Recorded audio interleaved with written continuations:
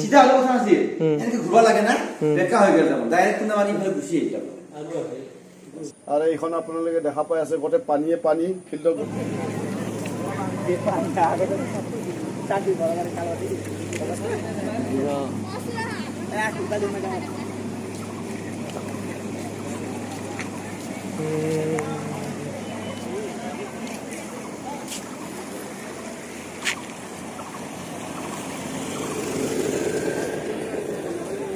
Blog sir স্কুলটো চাই আহোঁ কি হ'ব আজি जोंनि नैबे खाथरमारि हाई स्कुल आरो नैबे दैया एकदम पुरा हाबफैजोब्बाय जोंनि स्कुलाव फबफैजोब्बाय नै इथिंजाय गासैबो लामाया गाज्रि जाजोब्बाय बाला खोखांजोबखाबाय नै सानैसो गथ'फोर फैदोंमोन फरायसालियाव दा दिनैथ' आरो मा बुंनो क्लास जाखानाय नंलिया जो जो अफिस तो साया हो हाँ स्कूल আজি নহ'ব जो जो नै अबस्था गैला पुरा फलब फबलांजोब्बाय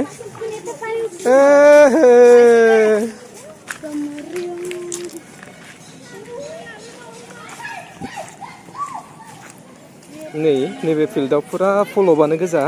आरो रुम रुम गासैबो दै हाबजोबदों आरो नैबे जाहैबाय जोंनि अफिस बे अफिसावबो हाबदोंनो दैया पुरा बाला गोजा जाजोब्बाय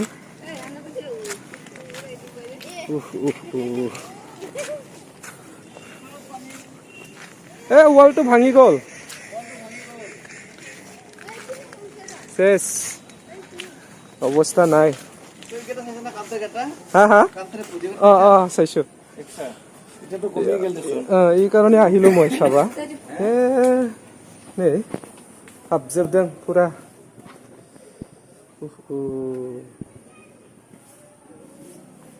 हाब्रु गोजानिया नैबे जोंनि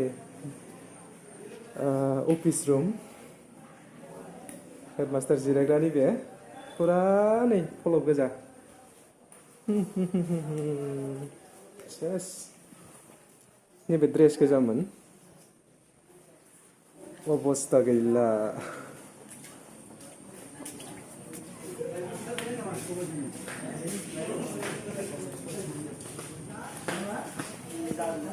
स्टाफ रूम नैबे अबस्था गैला नै कान्टेक्टआ थानायखायसो रैखा जाबाय खोमा एसे ने नों गैयाबाथ' आरो सेसमोन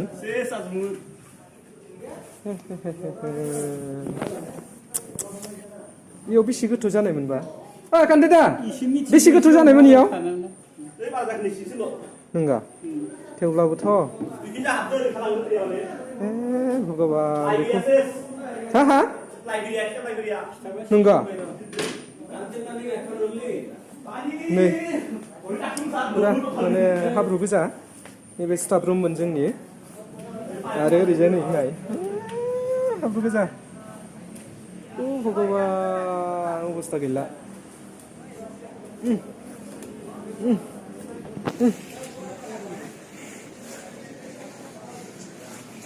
गार्डेना जोंना सेस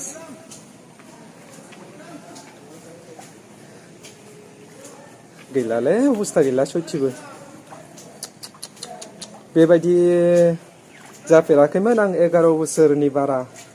नैबे स्कुलाव खामानि मावबाय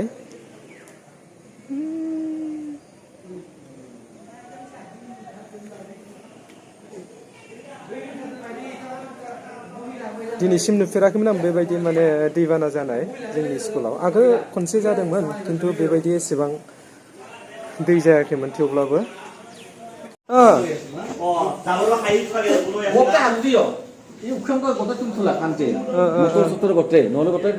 लाइब्रेरी खुलছে না লাইব্রেরি বল আনসন আসনা আমাক তুলা রানী রানী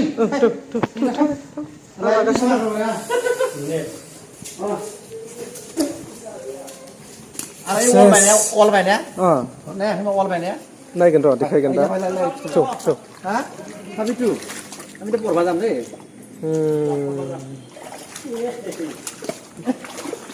फलब दङ नामालै सार फलब दङ नामा फलब गैया ने आयु आयु आयु आयु आहक सब आहक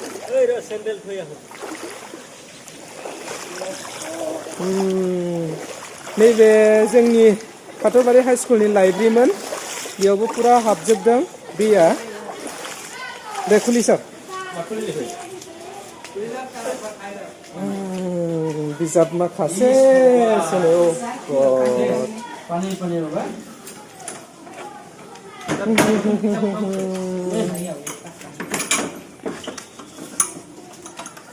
गैला Yes. अबस्था गैला फैनाय উপরে কিনে ভালো হয়েছে কোন উঠাব এটা এই ওপৰৰ খিনিটো উঠাব লাগিব मानिखौ सानिखौ सानैखि नामाय मोनो सोर मावो दा मावनांसिगोन उफाय गैया फेस्टा किताब मा जागोन सार गैला बहुत खति जाबाय रा गते खति जाबाय खिताबफोरा थांबाय वाल बायबाय जोंनिया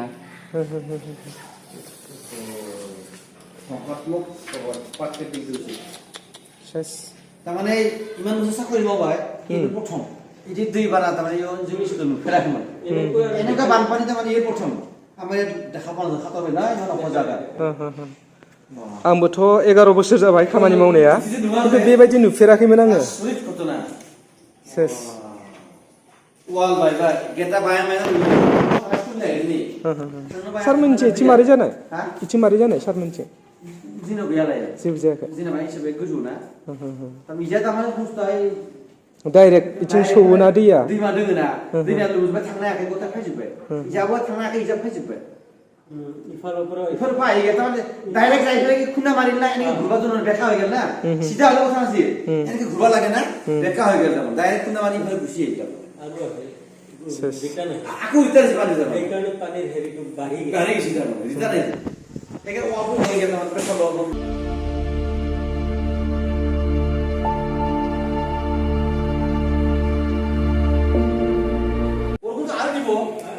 बरखन दिबो आरो साफा खालामनांगौआसो दङ रुमफोरखौ दाथ' हाला सोर बानायगोन दा इखो पुरा हाजिरा नांसिगोन दा मारै दे सार मानोसै दासो पुरिबो गैला ना गैला गाबुजुबा बुस्थु राननांगोन मागोन जादोंमोन नामा नोंलाय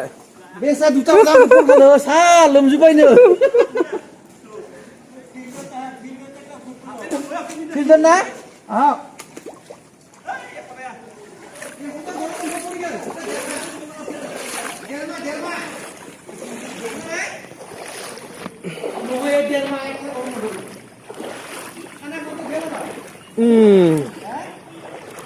सेस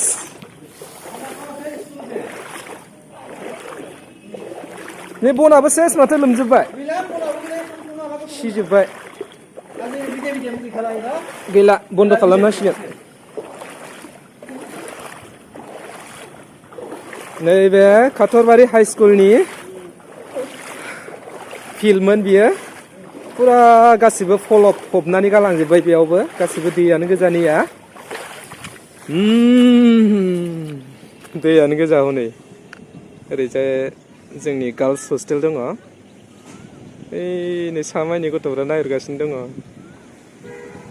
आरो ओरैजाय दैयानो गोजा रानाखै दाबो आरो अखायाथ' हागासिनोसो दङ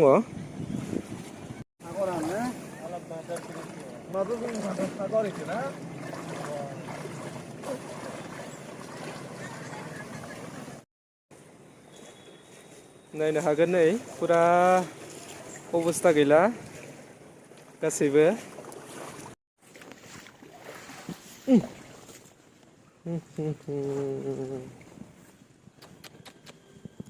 नैबे जोंनि बाइक दोनग्रासोमोन गासैबो हाब्रु जाजोब्बाय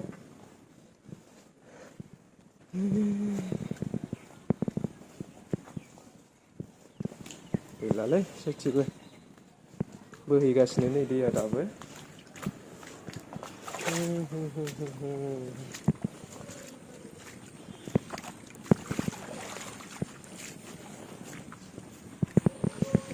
ओरैजाय वाल दंमोन स्कुल बाउन्डारि वाल फुरा माने बायजोबलांदों दैया नारफायलांजोब्बाय ओरैजाय नै औ ओइ दसे